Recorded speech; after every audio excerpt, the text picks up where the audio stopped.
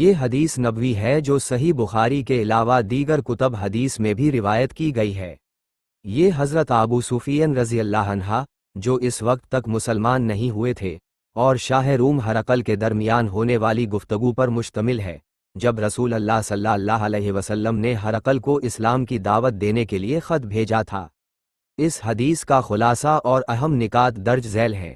پس منظر، رسول اللہ صلی اللہ علیہ وسلم اور قریش کے درمیان ایک وقتی عہد، صلح حدیبیہ، قائم تھا۔ اس وقت قریش کا ایک قافلہ تجارت کے لیے شام گیا ہوا تھا، جس میں ابو سفیان بھی شامل تھے۔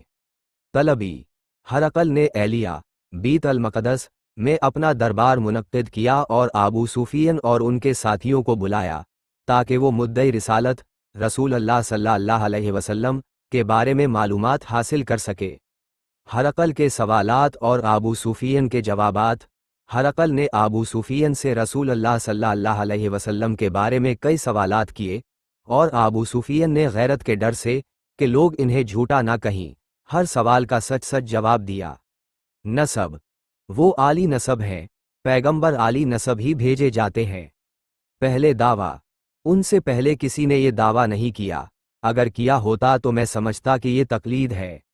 بزرگوں میں بادشاہ، ان کے بڑوں میں کوئی بادشاہ نہیں ہوا، اگر ہوتا تو سمجھتا کہ بادشاہت حاصل کرنا چاہتے ہیں۔ سچائی، دعویٰ سے پہلے کبھی جھوٹ نہیں بولا، جو لوگوں کے ساتھ جھوٹ نہ بولے وہ اللہ کے بارے میں کیسے جھوٹ بولے گا۔ پیروکار، بڑے لوگوں نے پیروی کی یا کمزوروں نے؟ کمزوروں نے، یہی پیغمبروں کے متبعین ہوتے ہیں۔ پیروکاروں کی تعداد بڑھ رہی ہے یا کم ہو رہی ہے؟ بڑھ رہی ہے۔ ایمان کی یہی کیفیت ہوتی ہے۔ ارتداد، کوئی ان کے دین سے ناخوش ہو کر مرتد بھی ہوتا ہے؟ نہیں، ایمان کی خوشی دل میں رچ بس جائے تو وہ لوٹا نہیں کرتے۔ عہد شکنی، کبھی عہد شکنی کرتے ہیں؟ نہیں، پیغمبر عہد شکنی نہیں کرتے۔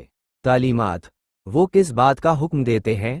ایک اللہ کی عبادت، شرک سے منع، نماز، سچ، پرہیزگاری اور صلہ رحمی کا حکم دیتے ہیں۔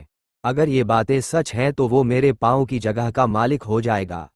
رسول اللہ صلی اللہ علیہ وسلم کا خط۔ ہرقل نے وہ خط پڑھوایا جو رسول اللہ صلی اللہ علیہ وسلم نے اس کے نام بھیجا تھا، دہیہ کلبی کے ذریعے۔ خط میں درج تھا: اسلام کی دعوت، اسلام لانے پر دوہرا ثواب کی بشارت، روگردانی کی صورت میں رعایا کے گناہ کا بوجھ بھی اس پر۔ اہل کتاب کو مشترکہ بات، توحید، کی طرف بلانا۔ ہم اللہ کے سوا کسی کی عبادت نہ کریں اور نہ ہم میں سے کوئی کسی کو خدا کے سوا اپنا رب بنائے۔ ہرقل کا رد عمل اور پیشین گوئی۔ ہرقل نے تمام جوابات سن کر یہ نتیجہ نکالا کہ محمد صلی اللہ علیہ وسلم واقعی پیغمبر ہیں اور عنقریب وہ اس جگہ، ملک شام، کے مالک ہوں گے۔ اس نے اظہار کیا کہ اگر وہ ان تک پہنچ سکتا تو ان کی خدمت کرتا۔ ابو سفیان کا تاثر۔ شور و غوغا کے بعد جب ابو سفیان باہر نکلے تو انہیں یقین ہو گیا کہ رسول اللہ صلی اللہ علیہ وسلم کا معاملہ بہت بڑھ گیا ہے اور بنی اصفر، روم، کا بادشاہ بھی ان سے ڈرتا ہے۔ بعد میں اللہ نے انہیں مسلمان کر دیا۔ نجومی اور ختنہ کا واقعہ۔ ہرقل نے ستاروں کے علم سے یہ جان لیا تھا کہ ختنہ کرنے والوں کا بادشاہ غالب آنے والا ہے۔ جب اسے معلوم ہوا کہ عرب ختنہ کرتے ہیں، تو اسے یقین ہو گیا کہ وہ محمد صلی اللہ علیہ وسلم ہی ہیں اور یہی اس امت کے بادشاہ ہیں۔ رومیوں کی آزمائش۔ ہرقل نے اپنے درباریوں کو اسلام قبول کرنے کی دعوت دے کر آزمایا۔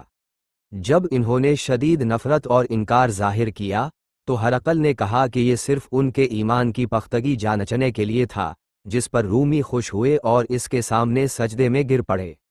ہرقل نے بالآخر اسلام قبول نہیں کیا اور اپنی سلطنت کو ترجیح دی۔